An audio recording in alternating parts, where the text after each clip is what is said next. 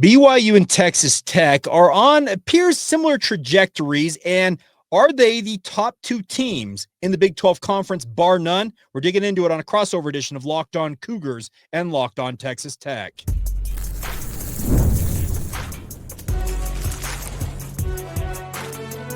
You are Locked On College Crossover, part of the Locked On Podcast Network. Your team every day.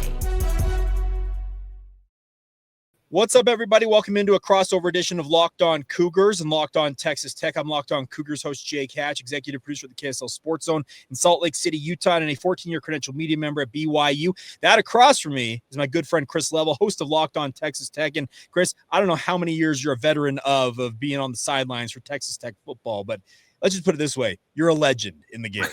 Well, I don't know about that. But yeah, I appreciate always spending some time with you. This is a fun time for both of us and for the programs that we cover. And it's been a long time coming for both programs, and just it's not easy to get to this point. I felt like BYU was shorted last year, right? And I know Texas Tech was very frustrated because they beat both of the teams that were playing for the conference championship. Yep. And so, but here you are. So I guess good things come to those who wait, right? No doubt about that. Just a reminder, thank you once again to all of you for making Locked On Texas Tech and Locked On Cougars your first listen of the day. And thank you for making Locked On America's #1 sports podcast network. Please subscribe, rate, and review these shows wherever you get them, whether you watch it on YouTube or listen to it wherever you get your podcasts. All right, Chris Level. So you mentioned the fact that looking forward to this with these two teams, and they're both in first time appearances in the Big 12 championship game. We'll talk about that, but big news in Provo, obviously, this week with the highly publicized Kalani Sitake contract situation. Penn State coming after him hot and heavy. He ultimately decides, I'm staying put. BYU comes up with some assurances in terms of salary for himself, taking care of his staff, and more importantly, much like Texas Tech, guaranteeing an amount of money, reportedly between $10 and $15 million on top of the House settlement cap that are essentially, it looks like these two programs, speaking of Tech and BYU, have every intention of maintaining their position, and it appears, as 1-2 in this league. There are levels to this. I think what you're seeing is that some schools out there weren't fully funding the House settlement rev share. There's some haggling in some departments as it relates to how much would be allocated to football versus other sports. And I think what you're seeing here is that these are two football programs that are fully vested. And I think they're willing to go above and beyond what it takes, because that's what it takes. I mean, I think that's if you want to play at a very, very high level. And both of these coaches got new contracts this week. I mean, you start out the week, and both of these coaches woefully underpaid compared to their contemporaries. Yeah. It's just a fact. Mm-hmm. Go look around the Big 12, and you'll see a lot of salaries in the $7-8 million range, $5 million range, whatever. These two coaches started this week out. Neither one of them was making anywhere close to like $5 million, right, a year. They are now. they are now. And deserve every penny, because these are – we talked about this the last time before these two teams played the first time. Mm-hmm. There are a lot of similarities between these two men, and it's about fit in college football in 2025, and it's about culture. Yes, you need resources. Yes, you need scheme. Yes, you need to be able to recruit and all that stuff, but it's really about like gluing it together, making it work, and squeezing everything you can, because a lot of people have recruited well. A lot of people have great schemes, but it's the secret sauce is the culture. And I'm glad that that Kalani and Joey are one. They're good friends. They've known each other for a long time. A lot of mutual respect there, and they are culture people. This is what it takes.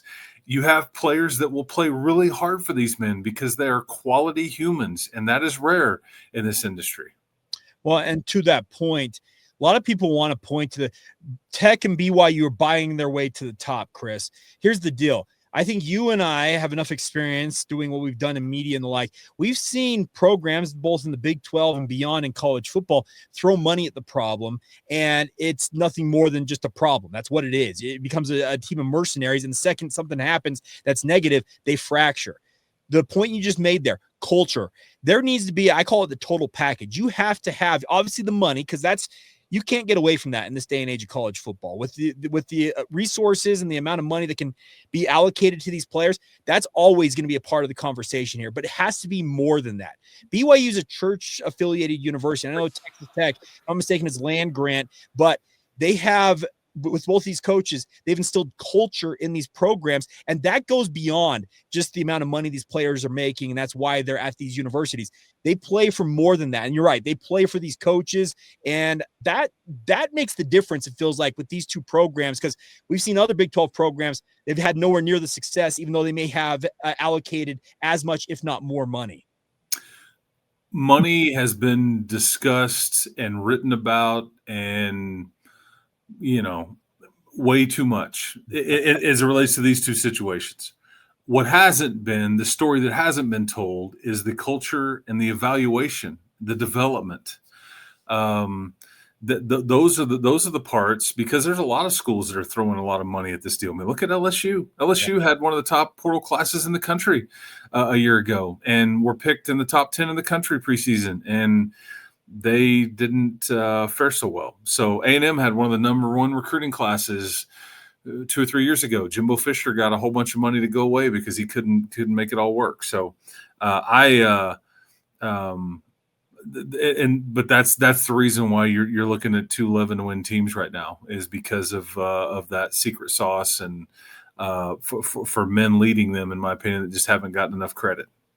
Yeah, you're right. And I love the fact on Monday when they had the press conference, both Joey and Kalani, you could tell they have a deep admiration for one another.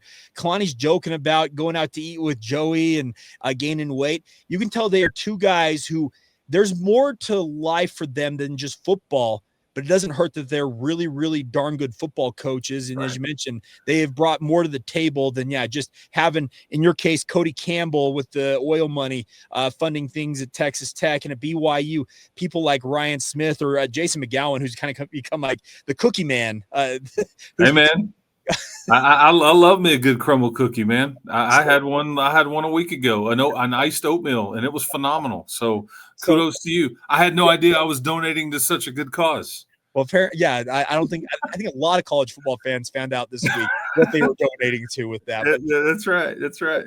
But there is more to it than just, throwing money at this problem and thinking it's going to solve itself. You have to have leaders of men, and these two coaches very much are that. Yeah, and they have both earned the right to play in an unbelievable setting come Saturday morning, where the lights will be very bright. Mm-hmm. I think there's a lot of national interest in this game because,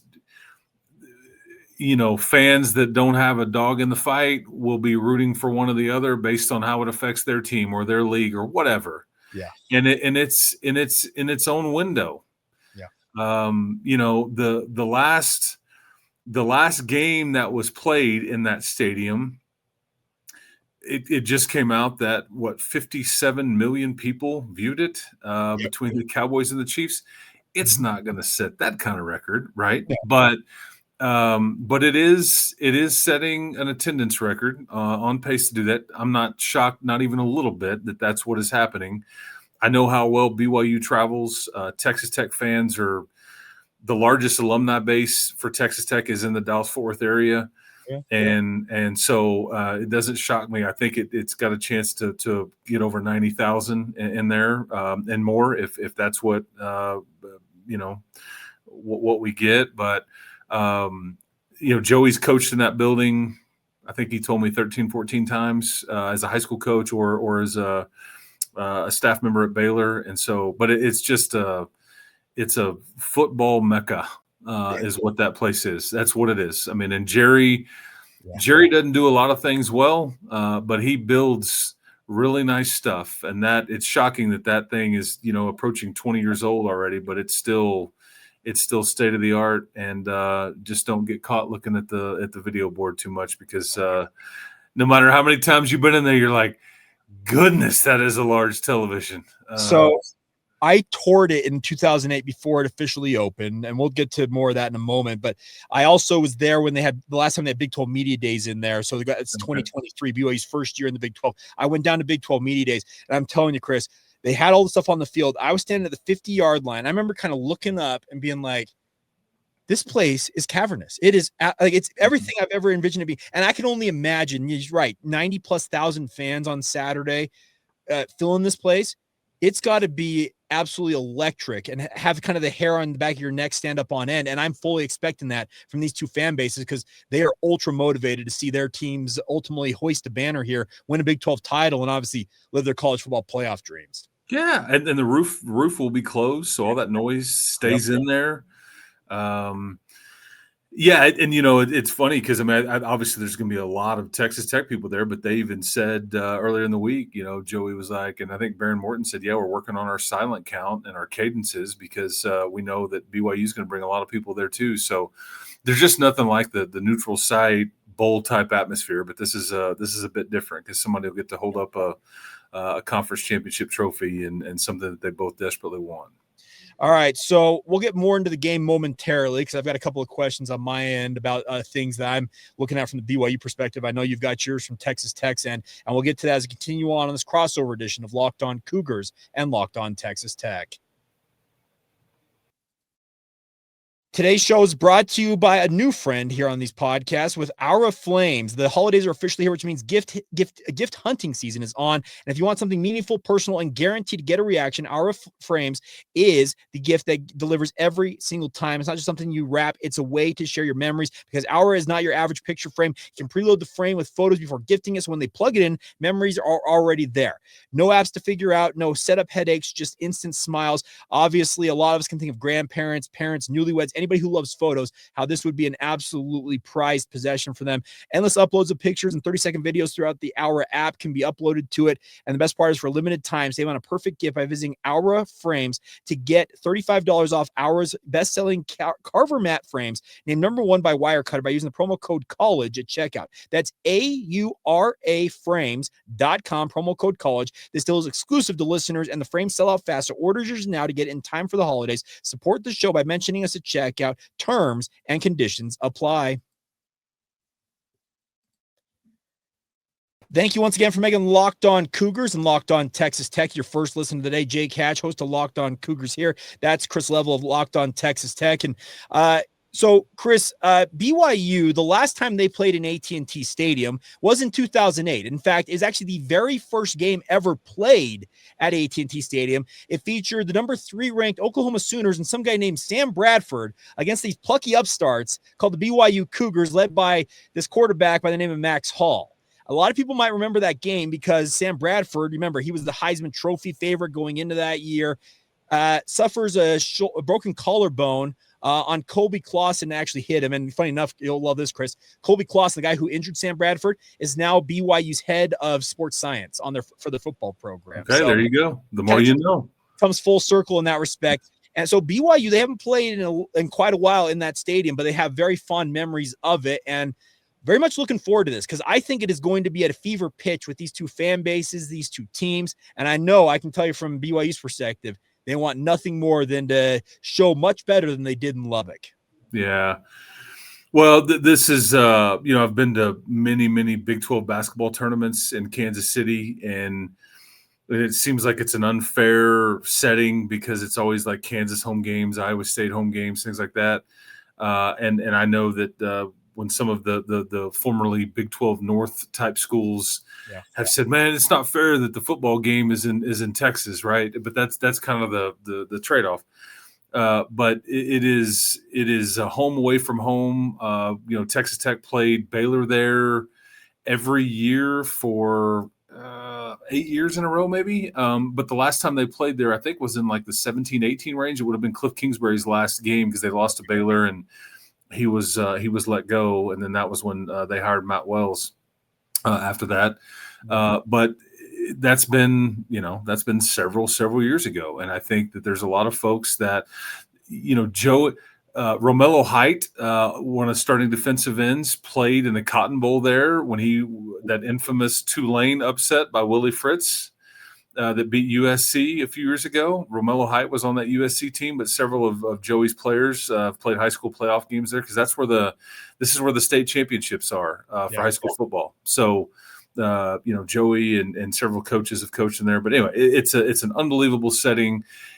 If your listeners hear anything that I say, my advice to anybody listening would be get there early.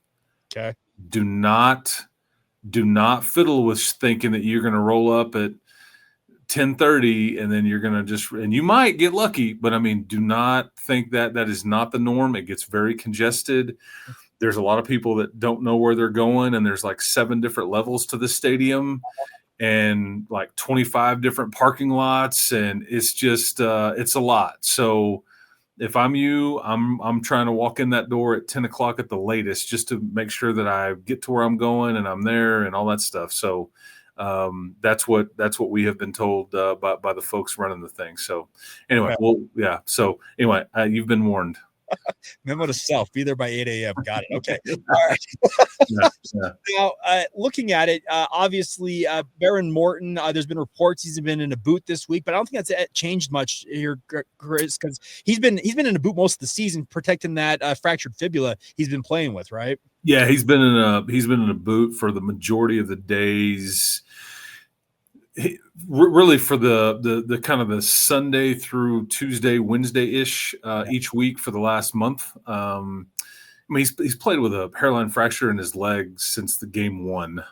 But I talked to him this week, and he's like, I don't know what percentage I was at before we played BYU, but it wasn't very high. And I feel, much, much better since that game. So, how these two quarterbacks play will be really interesting to see kind of, what it looks like. Cause I think Behren feels better. He should be able to move a bit better. He took a couple of really bad sacks in that game. And I'm sure LJ Martin is the same, maybe not 100%, but probably much better than he was. So, and that's good. That's what you want. You want all these guys close to their best at this time of year, which is not always what you get. Yeah, well, LJ Martin had just come off of that. Obviously, he was just getting back from that shoulder situation he suffered against Iowa State. And yeah, I think he's now as close as he'll be to 100% without an offseason to recuperate. That's what he's at right now going into this game, it feels like. And Cincinnati had 222 rushing yards, Chris. Like he's put together some performances that are showing that this kid, he's ready to rock and roll. And I think that changes the outlook for BYU, where it's not all on Bear Bachmeier, but I'm telling you, BYU still expects number 47 to be a huge, huge part, maybe the key part if they want to pull off an upset here. Yeah, and I do wonder. This is just one of those things you wonder about everything when you get to these games, and like you don't ultimately know what factors in and what doesn't, but it's just the stuff that people like us talk about. But I do wonder if you will benefit at all from like your bye week coming a week ago, whereas I think that BYU has been playing on a stretch where they've, their bye week was before the Texas Tech game, and so I don't know. I genuinely don't know, because you talk about health and all those things. We'll find out. But I also wonder too, generally speaking, how much will change from the mindset of, because I do think BYU will empty their bucket. Like as far as they don't have a choice. This is a game they must win, or you're going to end up in the Alamo Bowl again or whatever it may be, which sucks. And I guess there's a chance that Texas Tech could fall all the way out with a loss of the CFP. I don't know if that would be the case, but maybe. I told you this. You've heard me say this. If that happens, Cody Campbell will burn the CFP to the ground. I'm just saying. But I do really wonder, like, how much because you don't have any time to like reinstall a new this and a new that. You've got some new wrinkles, but for the most part, you are what you are, and you may emphasize different things, but that is going to be fascinating to me, and kind of what subtle nuances that we get, because this is rare. I mean, it's I guess normal in college football now with these conference championship games that you do get some of these rematches. Texas Tech hasn't really been involved in one of these ever. Okay. Yeah. It's normal in high school. I don't know if BYU's played the same team twice in the season, but this is very unique. And especially when it's just a month apart. Yeah. So the last time BYU played the same team in a season, I think it was 2007. They played UCLA early on, and BYU was in the Mountain West in that era. They played UCLA in a non-conference game because UCLA was in the Pac-12 or Pac-10 at that time. And then they, funny enough, had a Las Vegas Bowl rematch against UCLA, Chris. So yeah, it's not a common thing to have this happen, but BYU, you're right. They absolutely have to empty the tank in this. And you're right. It's unfortunate because the College Football Playoff Committee, they're just screwing with BYU at this point. And it's sad to say that an 11-1 regular season team is going to have to beat a team that's favored by double digits, or else they're going to find themselves on the outside looking when it comes to the playoff, unless Brett Yormark's comments about them getting it right are prophetic and actually going to come to fruition. But I don't think they are. Yeah, I mean – And it's just not good for the big, because Texas Tech has been ranked pretty high, and they've maintained that. But what we are being told, and what they're saying is that it's because of you're just hammering everybody. What if you weren't? What if you weren't? What if you were just winning like BYU has been doing, and then you just you know what I mean? So it's not necessarily a great sign for the Big 12. And you and I talked about this too a few weeks ago, but there's no way to know. You know what you know now, but you didn't know what you knew then. But if you wish there was something more than East Carolina or Stanford or Oregon State on the non-conference. I don't know if that would have fixed it. I don't know what level of opponent we're talking about. Some of this stuff is put together many, many years before. You have no control over it, but you just wonder, because some of the conference schedule, it's out of your hands. Like you hit some of the ones, you miss some of the others, and it's just kind of out of your control. Yeah, in theory, you could have had, let's say BYU didn't play Texas Tech and played Oklahoma State. BYU could be 12-0 going into this game, Chris. That's how it could have gone. And to your point, BYU, the non-conference thing's kind of out of their control, because coming out of the independent era, and BYU had to schedule 12 games every single year, there are residual contracts. And I'm telling you, the way they've structured this, Chris, they have certain games that do not have the payoff or the back end of that deal until 2035. That's how far out some of these games, because they had to obviously fulfill contracts and the like from the independent era. And it's unfortunate because ECU is part of that. Wyoming last year, some of these different games are just part of a residual effect of the independent era. And in time, I think BYU, they will beef up the non-conference slate. It just so happened this year. Maybe it could have changed things, but hindsight's 2020, it feels like. Yeah, that's right. That's right. But this scenario does make you want to see it expand. Yeah. I totally understand Brett Yormark and the Big 12 stance on, we don't want 2 AQs, whereas these other leagues get 4. I get what he's saying, because then you're just admitting, hey, we're half of our worth compared to what they are. But if there's an equal amount of AQs going around, I'm not so sure that that's not a bad thing, because of instances like this to where it's just too subjective. It's too, I mean, like listening to the dude, hey, well, they ran the ball well when he's talking about Alabama and Auburn. I mean, it's just, I don't know, some of it just, it makes my head want to explode. But this is what we have and all that. But I am, Jake, I'm curious. Like one thing that I think has been very befuddling to Texas Tech about BYU defensively is that they blitz on first and second down more than most teams, and not as much on third down. Has that always been a thing? Because it's very abnormal when I just have in my talks with, and that's it got Texas Tech a few times. And so I'm just curious, that aspect? Fill me in there. I don't know that it's kind of been a thing this year in particular. Now, Jay Hill, he approaches defensive philosophy different than almost any other coach I've ever met. And it kind of just speaks to how he approaches things. He wants you like put you in jail, it feels like, in first and second down. And then, as you mentioned, kind of cross you up on third down when you may be expecting something. He'll send maybe 3 or 4 and drop everybody else back. Now, it's been a blessing and a curse because BYU's seen themselves on third down struggle at times against teams because all of a sudden they have success because you're only bringing 3 and quarterback escapes, becomes a scramble drill situation, and they convert. But I think it's a philosophy thing for Jay Hill, and it's become more noticeable this season than previously, but it's kind of always been part of how he's gone about this. And yes, it is abnormal because it's opposite. Exactly. I mean, everybody talks about third down, bring the house. That's not BYU style. And they do it on first down when you're least expecting it. And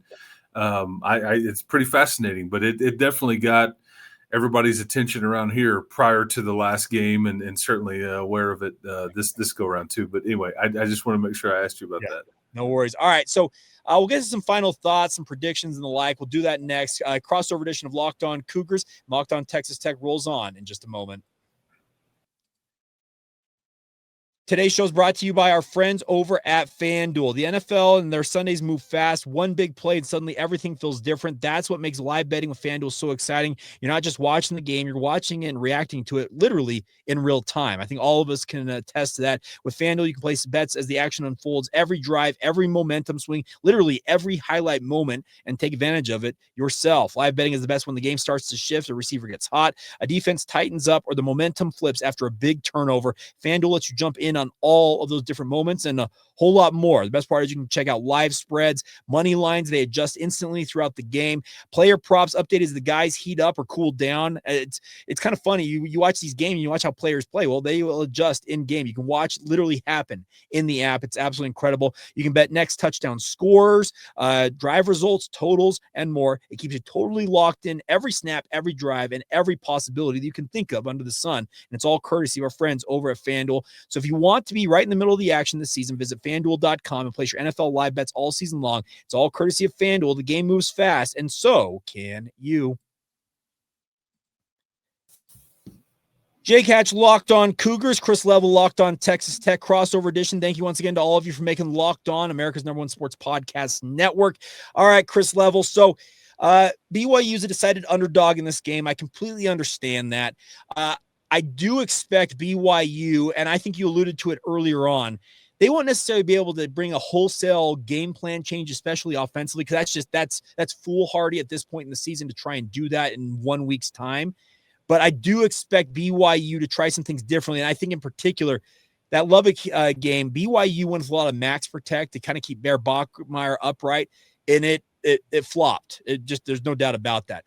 I think they're going to spread it out a little bit more and essentially tell them maybe you got maybe 2, maybe 3 seconds before guys like Romello Height and David Bailey are going to be on you, and you got to get that ball out of your hand. So I think that goes more to your point. There's wrinkles to this, but not wholesale changes to the game plan. Yeah, like majoring in quick game is kind of what you're talking about. Yeah, just getting the ball on the perimeter and things like that. Because here's the thing. Arizona State's the only team to have beaten Texas Tech. And the way Arizona State did it, and I know they had Sam Levitt and Jordan Tyson. Those are NFL caliber guys. But they moved the ball to the perimeter, as you said. They threw the ball down the field where you can correct me if I'm wrong here. If there's the weakness in Texas Tech's defense, and I say weakness like as a figurative term because it's a pretty downright elite defense across the board.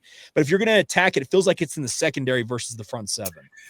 Yeah, what Arizona State was able to do, first of all, Levitt was the best player on the field that day. He was a magician. But what they were able to do is kind of out formation Texas Tech and then end up with a matchup that maybe they liked and then hold up for just long enough to where Levitt was just chunking it. Yeah. And they weren't like, oh man, that's a dime. He just literally throwing it up and they would have, because Jordan Tyson wasn't on the receiving end of a lot of the deep balls. These are guys that had caught the ball 3 or 4 or 5 times to that point of the season. That's all they had. But it's like, who is this guy? but that's what it, and even then you were able to stop them and hold them to field goals in most cases and keep the game, because that game was 19-7 Arizona State, and I thought you're just going to limp into the locker room, and it's just not your day. This is, you had Will Hammond in there, Behren Morton didn't play, and you just didn't have it.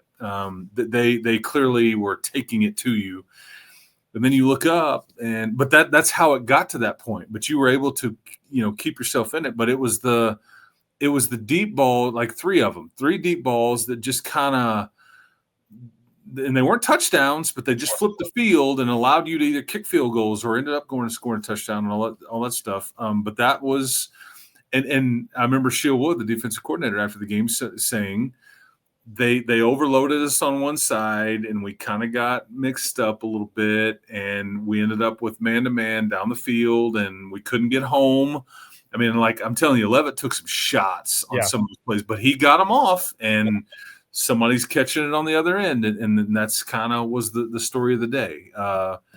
So yeah, and maybe there's some of that from BYU, certainly, if they can identify man-to-man coverage for sure. Yeah. And that's kind of, I think they're going to tell Bachmeier, we're going to have 5 versus 4. Some of these times, maybe 5 versus 5 with our offensive line versus that defensive front, which Aaron Roderick, the offensive coordinator at BYU, he said, I think in post game, if I recall correctly, it may have been the week after the Texas Tech, the first round they played. So that's the best defensive line I've coached against in his 2+ decades as a coach in college football. He thinks it's downright elite. And I think he'll be telling Bear, you're going to take shots in this game. You just be ready for it. You're going to get hit. But to your point, kind of like Sam Levitt, get the ball out of your hands, get it to guys like Chase Roberts, Parker Kingston, JoJo Phillips, and let's see what we got. Yeah, and yet their identity and what this team is built to do and what they are phenomenal at is just getting downhill and running the damn ball. I mean, run the football. That's why LJ Martin's over 1,200 yards in the mix potentially for Big 12 Offensive Player of the Year. Like, he has been nothing short of remarkable. And you're right. I don't think BYU is going to, like I say, go to full air raid and try and chuck it all over the field. No, they're going to put LJ Martin between the tackles, and they're going to attack Lee Hunter inside, and they're going to use that offensive line, the battering ram it's been all year long, and keep it as balanced as they possibly can. But I'm telling you, I do expect a few more shots down the field this time with some more spread concepts. Because that's what would open it up, you know. And that's what Texas Tech is good at a lot of things, but the best thing they're at is just stopping the run game. You can get them a few times here and there. I think that like the longest run BYU had in the first game was like that first carry. It was like 12 or 13 yards. Exactly. And then you kind of adjust and get settled down and and then you try to limit it. But I'm fascinated. So, and from Texas Tech's standpoint, all they heard about after that one was how bad they were in the red zone. And matter of fact, that's what the committee said. Yes. Yeah. The committee came out in the next week and was like, they weren't very good in the red zone. And so, like, okay, and they have been since then. The quality of opponent has not been there at all, but they've given it to a few different people in the red zone. They've talked about they've started running their linebacker, Jacob Rodriguez, and some of these wildcat type plays and things like that around the red zone. So again, we'll just see what we get. But I do think that Texas Tech felt like they missed some opportunities to go down the field with some of their throws and things like that too, because I do think in some of those blitzes on first and second down, that's when you're getting your man-to-man coverage on the outside, and BYU does play a lot of man coverage. And so, but you got to complete them. One of these two quarterbacks will likely have a legacy type moment or game in this one. Maybe we end up with a game where it's a bunch of field goals and it's just this defensive battle and there's just not a whole lot. But no, if BYU wins this game, Behren Bachmeier will be thought of differently than many of his predecessors, and the outlook going forward will be much different with this program. Behren Morton will be remembered differently than really anybody that's ever come from him, because all these record breakers and all these guys, that Mahomes included, they didn't win a conference championship. and they certainly didn't do it with a broken leg like he's got. And so but the lights will be bright, man. And like you get people that do things that are uncharacteristic, and a little distraction here, big TV there. I mean, whatever. I mean, and so that's the beauty of sports, right? It even happens to the NFL dudes. And so that's just the great unknown that you're just not sure, because this record-breaking crowd that we're about to get, it will rattle the sideline guy. It may rattle the podcaster up in the booth. It may rattle a quarterback just to slightly underthrow or overthrow, whatever. So you're just not sure what you're going to get, and that's the unknown here. Yeah, no doubt about that. Well, Chris, it's always a pleasure to catch up with you, my dude. We'll both be down there in Arlington, and looking forward to this. It's going to be, you're right, I think legacy-defining type game. You're right. And I guess from my side of things, I want nothing more than to see BYU win, and it's nothing against Texas Tech. I just want to stick it to the College Football Playoff Committee. Yeah. So that's what I'm rooting for here, is to be able to stick it to the CFP, because all they've done is try and screw with the Big 12. I want nothing more than to see them suffer in a way with this. Yeah, I don't blame you a bit there, especially after the way you got done a year ago as well. So, yeah, and it's sickening to me that this is what is at stake, because both of these teams should be in no matter what, and the result should just be about a conference championship, and you shouldn't be worried about, are you in or out, or is this the end of the, whatever. I mean, that's very unfortunate, because I hate that situation for the league, and it's just not exactly a good scenario here for the old Big 12 conference and Brett Yormark. But hey, man, we'll all control what we can control, and then go from there. Well, Chris, if Cougar fans want more of your work, where can they find you guys? Yeah, Locked on Texas Tech, Casey Cowan and I every day, and I know you're crushing it on Locked on Cougs, and so yeah, keep doing your thing. We'll do ours, and we'll keep talking. And basketball season will be here before we know it. So, or conference season, I should say. So I think these two teams play each other a couple of times, but that's not on anybody's mind right now. It's all about the oblong ball right now. Yeah, no doubt about that. Well, yeah, make sure you subscribe, rate, review these shows. Please like it if you're watching this on YouTube. And as always, thank you for all of your support. And once again, thank you for making both Locked on Texas Tech and Locked on Cougars your first listen of the day. And we'll catch you guys again soon right here on the Locked on Podcast.